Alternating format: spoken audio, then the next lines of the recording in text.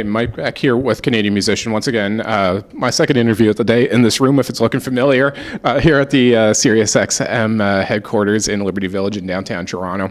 With me, Canada's probably preeminent bluesman at the moment, Matt Andersen. Matt, Sure. How you doing? Good, man. How are you doing? Good, very good. But by the way, when we were chatting before this, I was about to ask, and I was like, maybe I'll leave it for the interview. But where are you based these days? I am in Wolfville, which is like just outside Halifax. Yeah. I knew you were originally from New Brunswick, I think. Yeah.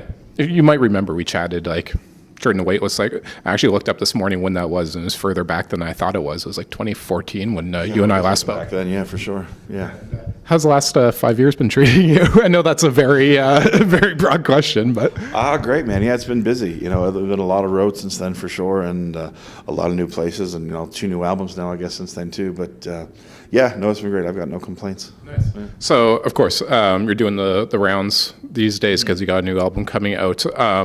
Halfway Home by Morning is out March. Remind me the date. March 22nd. There we go.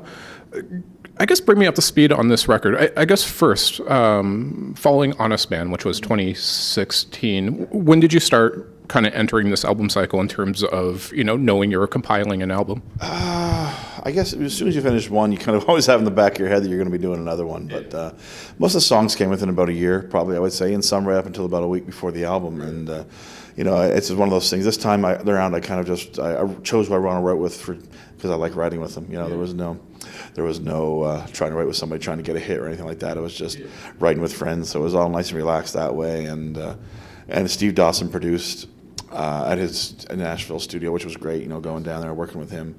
I've been a fan of Steve's for a while, and his production his style really suits well what I wanted to do, live off the floor. We didn't do a lot of overdubs. It was just 4 days in the studio, pretty much. The name Steve Dawson rings a bell, but I can't think of who's he worked with. Steve is from Vancouver originally. He was in a duo with Zubat and Dawson. He's produced stuff. Old Man Ludica, he did some Jim Burns, all kinds of stuff. He's been Sojourners, I know he did their stuff as well. He's always got a really nice rootsy approach to his stuff. It's pretty, just capture what's going on, don't try to mess with it too much. Are you not big on production overdubs, just, I guess, utilizing a studio?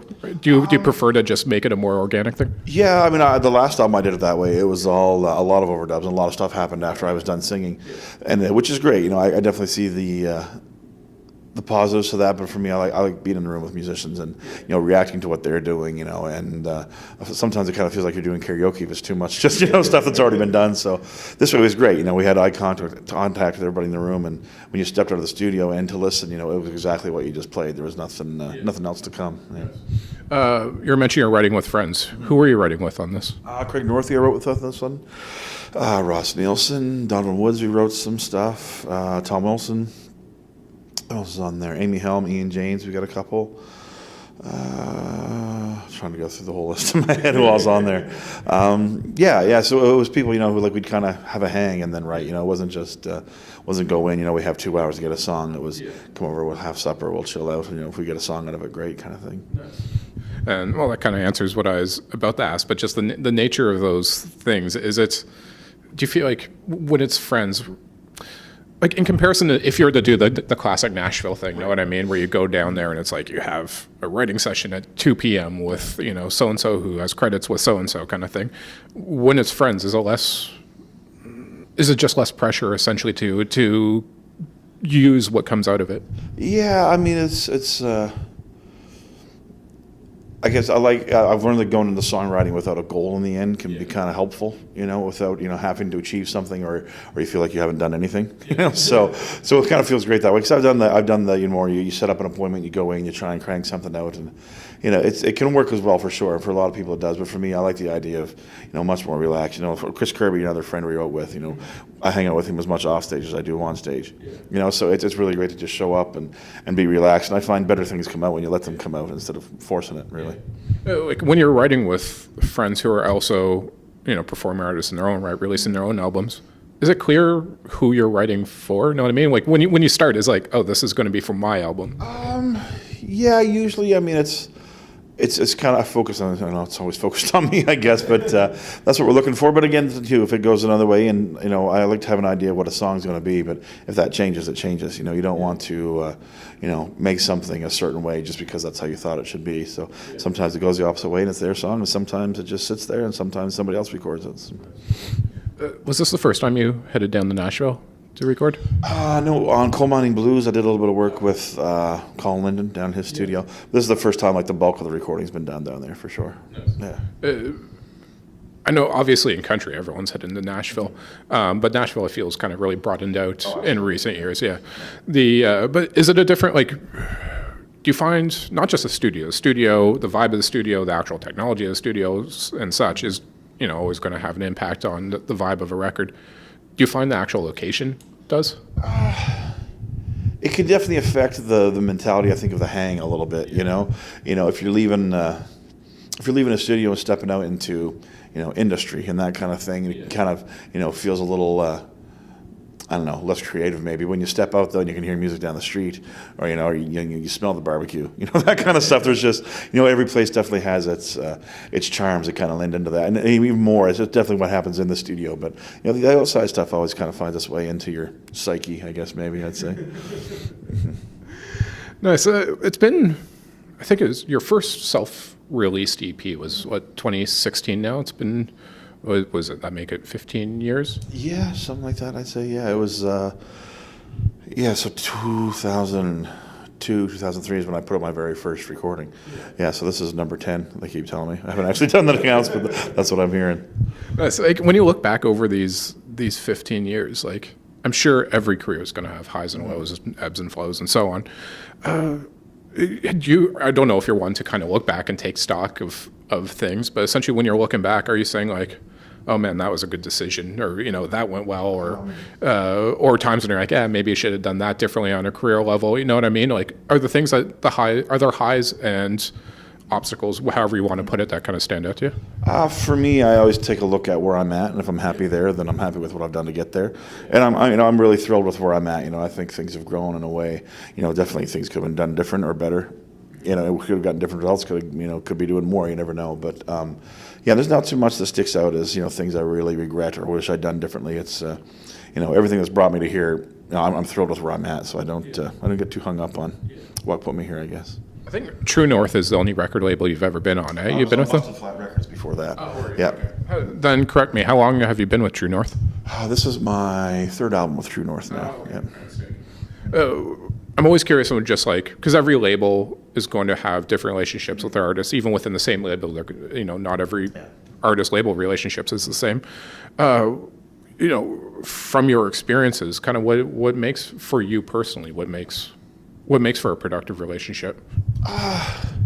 For me, any relationship for me in the industry, it's got to be, you got to be able to hang with them without the business, and I've always had that kind of vibe with True North. It's always been pretty relaxed, and there's a lot of people who work there, but there's always a good vibe, and I think that's a big part of it. I can't work with people who I don't want to be in the same room with. That just goes sour really quick. So it's it's kind of been a rule for in my bands and all that kind of stuff. Somebody be a great guitar player, but if you can't hang, it's no good. So that's what I think you've got to look for is people who you can, being with them isn't a labor or a chore. Yeah.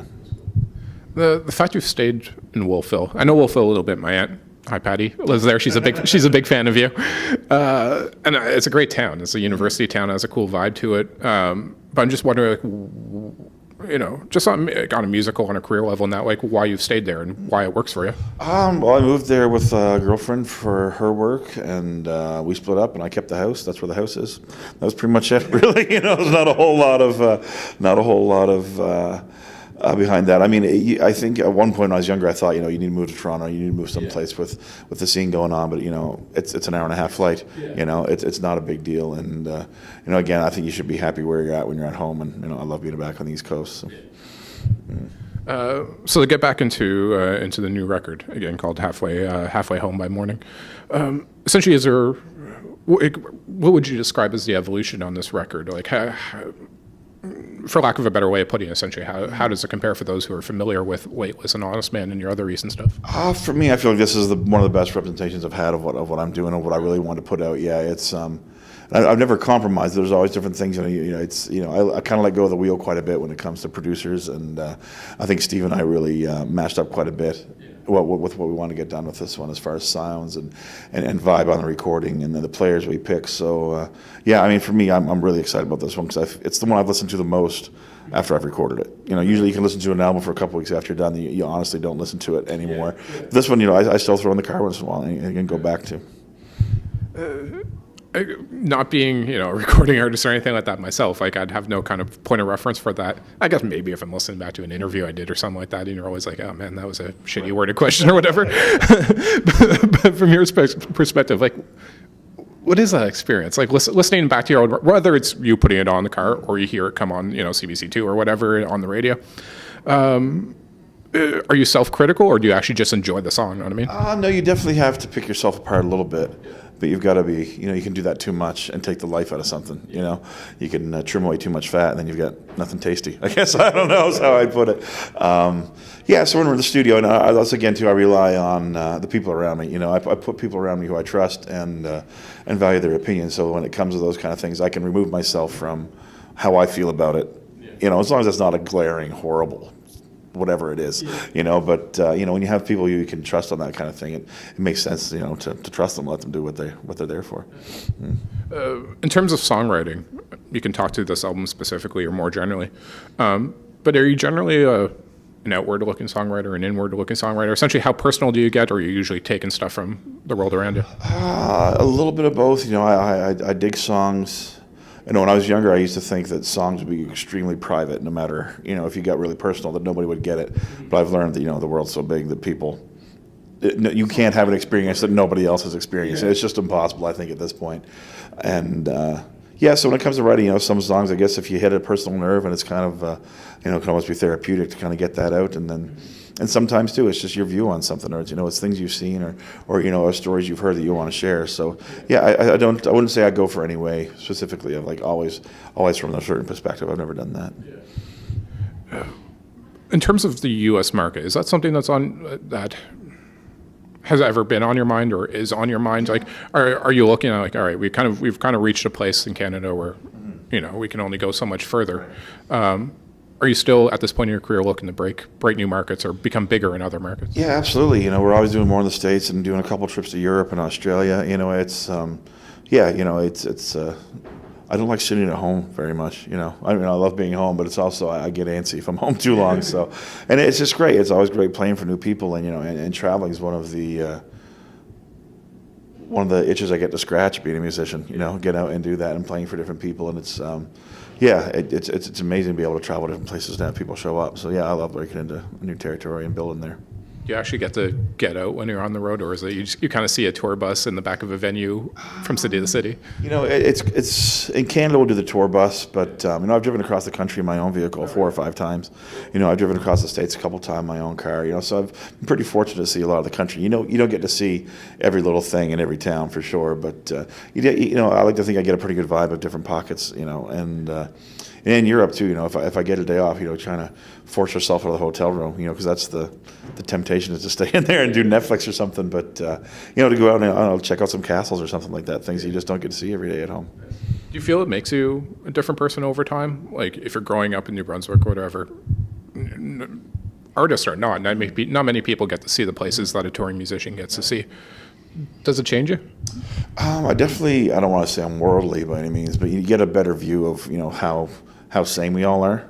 So I think that was a good thing for me to learn. I used to think that places are massively different, but really there's just so few differences that actually matter. That it's and that's probably the thing I've taken. The biggest thing I've taken from traveling and also just experiencing different things. The history we have in Canada is pretty short compared to other places. So it's pretty amazing to go and see things that have been around for centuries.